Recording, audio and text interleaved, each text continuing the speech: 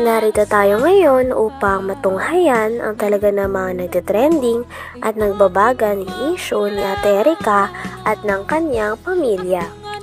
Sa pagpapatuloy nga ng ating istorya ay kinonfirm naman ni Kalingap Val Santos Matubang na nandun lamang siya para i-confirm ang mga bagay-bagay dahil nakita niya lamang daw yun sa YouTube at hindi siya sure kung totoo ba ang mga ito. Kaya naman siya talagang pumunta sa bahay nila Lolo Miguel upang makita kung totoo ang mga issue na pinaparatang sa kanila. Grabe, at sinabi din ni Kalingap Val na mali daw ang mga ginagawa at aksyon ni Ate Erica na nabivideohan ng mga fans niya. Na iparegister sa SEC, kapisanan ng mga marites sa Pilipinas. Inaalam ko lang kita, Tatay, kung confirm, kung totoo talagang tumboy si Erica. Ako pa nga ako napagbintangan na siniraan ko daw at ako daw nagbibideo. Ay paano magbibideo na? Punta sa bahay nila, mapapasok ko sa bahay lang gabi. Tama. Sino nagbibideo noon? Ay sila din po, kamay nila. Yung mga nagbibip siya yung parang sigarilyo.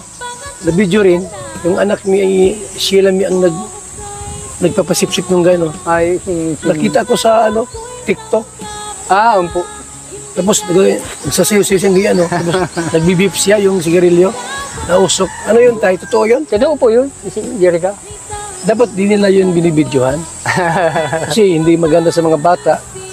Yung sigarilyo lang, yung hisip tapos na. Tapos pagyakapan natin sa babae. Pagyakapan. Hindi maganda po yun na gano'n, mga kalingap. At siyempre po maraming bata nakapanood. Hindi magandang tingnan. Sinabi din dito ni Kalingap Val na pumunta talaga siya sa bahay nila Lolo Miguel muli upang makita ang bangka na binigay ng Kalingap.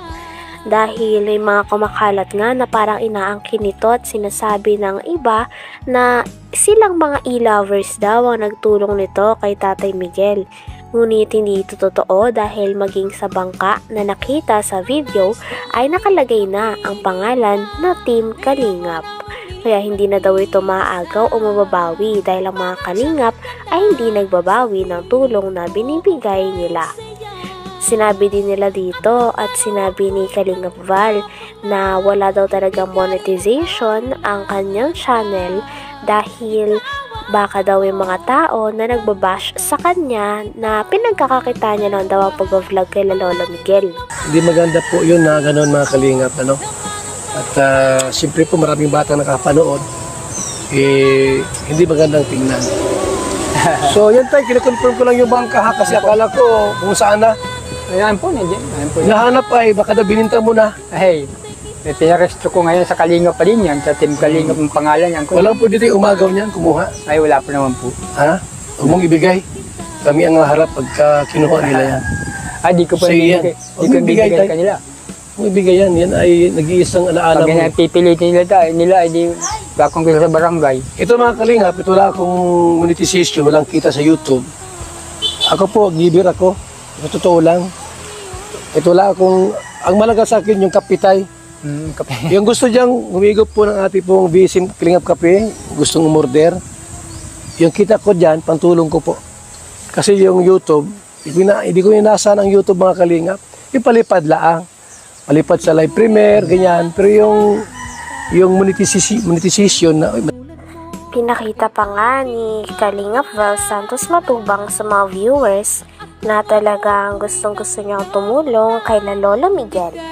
At kahit ano pang sabihin ng iba, ay alam pa rin nila na ang totoo na gusto nilang tumulong lang talaga at hindi ito para sa views lamang. Kaya naman sinabi niya din dito na gusto niya rin ipaayos ang bahay nila Lolo Miguel at nais niya rin tumulong kahit sa maliit na halaga lamang. At ang mga tinutulong niya ay hindi daw ito galing sa YouTube channel dahil naka-off ang monetization nito. Ito daw ay galing sa business ng Kalingap na mga kape. Kaya naman sa mga gusto daw sumuporta ay sa kanilang suporta ay may natutulungan din daw sila katulad na lang ni Lolo Miguel na tutulungan ni Kalingap Val. Ito, kita ko walang kwarta ngayon. Kahit paano po ako mabigay kay Tatay ng pang ulam-ulam lang ito. Ha? Pangulam-ulam lang po. Yung gustong magbigay dyan, yung tatay, oh. Ito po, ipagawa ko yung bahay niya. Walang biro po, mga kalingap. Ako nag-iipon ng kwarta ngayon. Hindi galing sa YouTube. Hindi galing sa YouTube. Galing sa DSN Kalingap Kape. At sa mga nagmamahal dyan, sa Team Koo, shout out. Kay Inday PB, Team Marites, mga team dyan na handang tumulong. Ito po. Itong bahay nila po, ipapagawa ko ito po. Tatlong palapag. Pag may pera. Pag may pera. Pag wala, ano lang, simpleng bahay lang kay tatay. Di ba tay? Ang malaga po, wag lang tumutulo pag naulan. Yan dyan si nanay po. Nakakaano naman na bulag na po ito. Ay malabo na ang mata. Siyempre may edad na po. Ano? Pero ito sa tatay po ay 66 na raw siya. Ha? O yung mga e-lovers dyan, akala ko may yaman kayo. Dito din ay piniliwanag ni Kalingap Val Santos Matubang na naka-off ang monetization sa kanyang YouTube. Kaya para sa mga tao na nagsasabi na pineperahan niya lang daw at para lang sa views, kaya niya ini-interview si Lolo Miguel, ito daw ay hindi totoo. Dahil para kay Kalingap Val, okay lang na mawalan na lang siya ng pera at mga views dahil ang kanyang intensyon talaga ay maipalabas sa kanyang YouTube kung ano talaga ang kondisyon at kung ano mga saloobin ng mga tao na naghihirap na iniwan sila ng kanilang mga apo. Yeah? Laki naman yan. Okay na yan, tay. Baka sabihin niya Para maingit sila. lagi ako ibigay. Hindi. Masama ako na tamad talaga. Galing tayo sa Basin Kalingap Kape. Kung magkano lang kita, tay, hati-hati tayo. Salamat So mga po. Kalingap, yan po. Salamat Kung po. bangka, tay, ipapagawa ko rin yan, ha? Huwag ka mag-alala. Dapat po, mahalin yung mga senior, mahalin po natin. Hindi lang puro bata ang ating mamahalin. Higit sa lahat po yung mga senior citizen. Yan, ha? Walang kita ako sa YouTube, naka-off yung monetization, pero ako po yung natulong kahit walang pera. Salamat po sa ating lahat. Salamat po, Kuya Rab. Ito po, mga Laki Kalingap. Rab, binigay mo sa akin. Ito, mga Laking tulong ito. Siminto. 1-2 ito na hollow blocks. Nay! Huwag ka na yung malungkot. Ang Team Kalingap nasa likod ninyo. Ha? Opo, Nay. Kung wala yung mga apo ninyong dalawa, na mga salawahan, tinakwil kayo, kami hindi po. Ano? Hindi kami Paniliwanag pa ni Lolo Miguel na mayroon talagang kakonsyaba sila Ate Erika at ang kanyang ate na si Sheila May. Kaya naman ganyan daw ang nangyari. May mga tao din kasi na sumusulsol talaga sa dalawa. At may mga tao din na kumakampi kahit alam din nila na mali ang ginagawa ni Ate Erika at ni Ate Sheila May na pagkalimot sa pamilya na talaga nag-aruga, nagpaaral at nagpalaki na sa dalawa. Hindi na nga hangad ni Lolo Miguel ang pera dahil wala na daw siyang paki dito.